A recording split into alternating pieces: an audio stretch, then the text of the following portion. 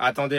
La réaction d'Ansiflik et des joueurs après le match, c'est du football. Je suis très content car nous avons montré deux versions de l'équipe. À la mi-temps, nous leur avons dit ce que nous devions faire et ils l'ont fait. Je tiens à féliciter mon équipe pour son analyse. Je suis content qu'on ait pu revenir au score car ça montre notre mentalité et notre attitude. Mais il faut d'abord essayer de marquer. Je suis content parce que c'était un adversaire coriace. Ils ne nous ont pas laissé d'espace et ce n'était pas facile de se créer des espaces. Aujourd'hui, personnellement, je vais retenir seulement les 3 points et le fait que Koundé ait inscrit un doublé. Parce que vraiment, tout le reste du match, ça a oublié. C'est la Ligue des Champions. L'adversaire ne nous laisse pas beaucoup d'espace et nous devons nous battre. C'est la compétition la plus relevée d'Europe. Et aujourd'hui, ce n'était pas facile, nous avons contrôlé le ballon, ils ont couru quand ils l'avaient. La différence de but sera cruciale pour se qualifier pour le top 8. Avec cette victoire aujourd'hui, le Barça est 14e du classement. Et les 2 derniers matchs qu'il nous reste contre Prague et Copenhague, si je dis pas de bêtises, va falloir les remporter et il faudra marquer beaucoup de buts. Lamine est comme ça. Il a reçu un carton jaune et nous avons estimé qu'il fallait le remplacer. Il est jeune et je pense que c'est une bonne attitude de sa part de montrer cela. Ce n'est pas un problème. Honnêtement, je ne m'attendais pas à ce que Koundé marque 2 fois. Son état d'esprit a été très important pour nous. Jules Koundé, le journaliste lui a dit, Pedri ne pense pas que vous ayez tenté de tirer sur le deuxième but. Et il a répondu,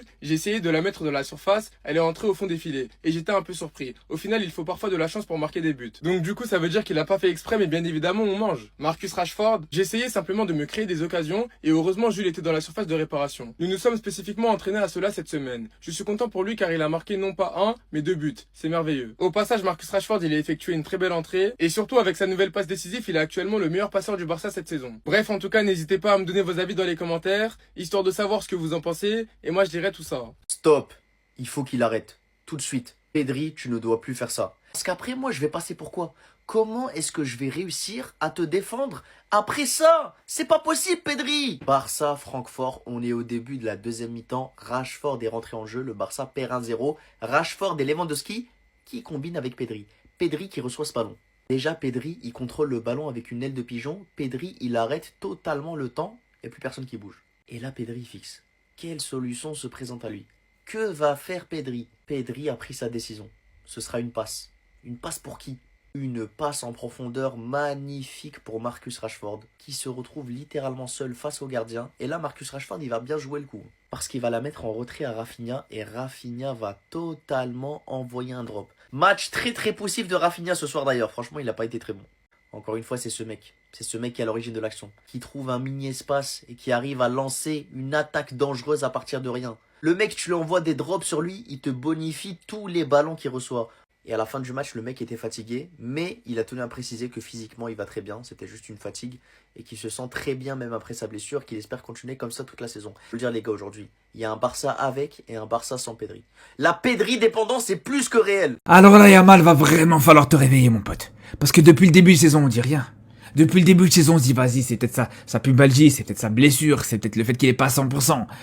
Mais là, encore une fois, c'est un match compliqué. Encore une fois. Alors c'est vrai, c'est pas le seul attaquant qui a été mauvais aujourd'hui, toute l'attaque du Barça a été mauvaise. Toute l'attaque du Barça a été mauvaise aujourd'hui, c'est aussi simple que ça, à part Rashford qui rentre et qui est décidé directement. Mais même lui, il est pas complètement exempt de tout reproche. Mais, à part ça, les gars, bien sûr que t'attends beaucoup plus de Yamal. Bien sûr que t'attends un Yamal beaucoup plus percutant. Un Yamal qui est capable de réussir beaucoup plus de différences que ça. Mais là, le problème, c'est qu'on a l'impression qu'il est devenu beaucoup trop prévisible. Non, on a l'impression que là, il suffit juste aujourd'hui de mettre 3 joueurs sur Yamal et c'est fini. T'arrives plus à le voir dangereux, en fait, tout simplement. Et même encore pire que ça, c'est que juste derrière, tu vas voir que tu te prends un but de sa faute. Entre autres de sa faute, sur cette perte de balle où juste derrière, on se prend cette contre-attaque. Mais là, dès qu'il y a un latéral qui se présente, dès que t'as une prise à 2 sur Yamal, une prise à 3, c'est fini, tu le vois plus. Et c'est là où il faut qu'il se réinvente. Après, je le dis à Yamal, mais même de manière générale, il faut que le staff du Barça, que Hansi Flick trouve un petit peu des solutions par rapport à ça. Sinon, ça va être compliqué, les frères. Surtout quand il est collé sur la ligne, sur le côté comme ça, on voit que c'est compliqué. Quand on le voit un peu plus axial, il est plus intéressant. Quand il bouge un peu plus. Mais là, le fait de le voir uniquement sur ce côté droit, c'est plus possible. On peut pas le voir aussi bridé, en fait, tout simplement. C'est quoi qu'ils disent les Madrilènes déjà? L'important c'est les 3 points? Eh bah ouais, on va se contenter de cette phrase, hein, parce qu'il n'y a rien d'autre à retenir, mais quasiment rien d'autre à retenir. Un jour peut-être qu'on va ouvrir le dossier du Barça en Ligue des Champions cette année. Non, juste pour l'ouvrir comme ça.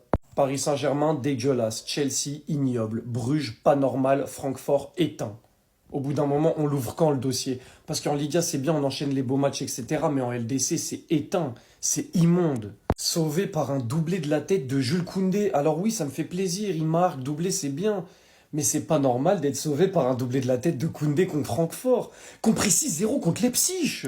Ça par contre Koundé, quand je vois que tu mets des têtes comme ça alors qu'au Classico tu m'as fait un contrôle poitrail, j'ai envie de m'énerver. Mais aujourd'hui merci quand même. Je vous le dis les gars, hein, heureusement que ce mec-là existe, hein, parce qu'encore une fois le match de Pedri c'est n'importe quoi. Encore on va dire c'est moins n'importe quoi que d'habitude, mais ça reste n'importe quoi. Mais s'il est pas là, waouh, mais waouh. Le nombre d'occasions encaissées dans le match, on a pris des barres, on a pris des phases de jeu, je me dis, mais waouh, mais ils ont un peu plus de réussite, on prend 4-2. Est-ce que c'est normal contre Francfort de prendre 4-2? Avec un peu de réussite, ça se joue à pas grand-chose. Alors vous allez me dire, mais oui, nous aussi on a eu des grosses occasions qui sont pas rentrées, mais encore heureux. Nous c'est normal, eux c'est pas normal. Il doit y avoir démonstration de force normalement dans un match comme ça. C'était un match, si tu le gagnais pas, tu disais adieu au top 8 et tu proposes ça, mais moi ça me fait peur.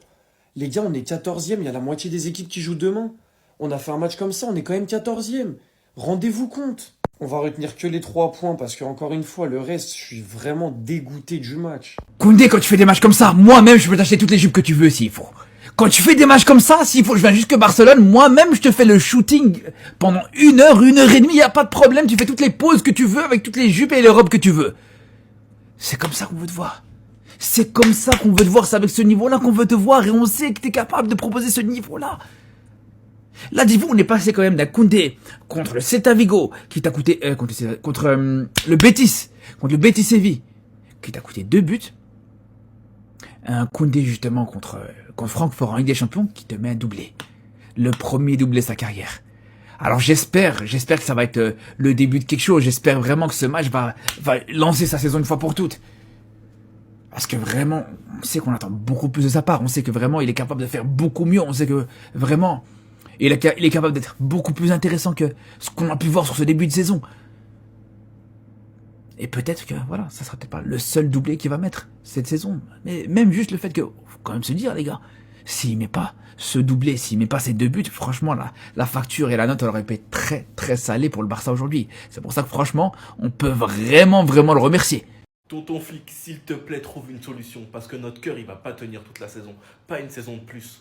Combien de fois on va faire un match en encaissant en premier? Combien de fois, s'il vous plaît? Juste après la trêve, je ne vais pas compter tous les matchs du début de saison, dites-le en commentaire si vous avez la foi. Et je parle de juste à la reprise. Bilbao, on les éteint. Chelsea, on encaisse en premier, mais bon, on perd le match. Alaves, on encaisse en premier. Atletico, on encaisse en premier. Betis, on encaisse en premier. Et ce soir, face à Francfort, on encaisse une fois en premier. La défense a un problème, que ce soit sur coup de pied arrêté ou à cause de cette ligne haute, les gars, c'est problématique. Et ce qui m'énerve, c'est que finalement, on donne des carrières. Parce que Chelsea, après nous avoir tapé, regardez la gueule de leur match. Francfort, avant de nous affronter, regardez comment ils se sont fait tabasser. Mais ils viennent mener la première mi-temps 1-0. Ce qui veut dire que par moment, quand ça passe pas, on peut juste se faire piéger. Après, peut-être que c'est ça le secret. Encaisser le premier but pour gagner derrière. Peut-être que c'est ça, les gars, et qu'on est juste bêtes. Je ne vais pas non plus être de mauvaise foi. Ce soir, on a vu à quel point cette ligne haute pouvait mettre mal. Avec ce fameux pressing haut, l'intensité, on l'a vu. On les a asphyxiés jusqu'à se prendre le premier but. Mais justement, ça crée ce genre de scénario où tu domines, tu asphyxies, et t'es tellement haut que par moment, tu peux te faire piéger. Et tu manges un tir, un but. Alors mentalement, les gars, pour les joueurs du Barça, ça doit être horrible. Mais bon, on a confiance en tonton Flic. Sinon, vous, les gars, vous en pensez quoi? Ramenez-vous sur cette importance en nuit.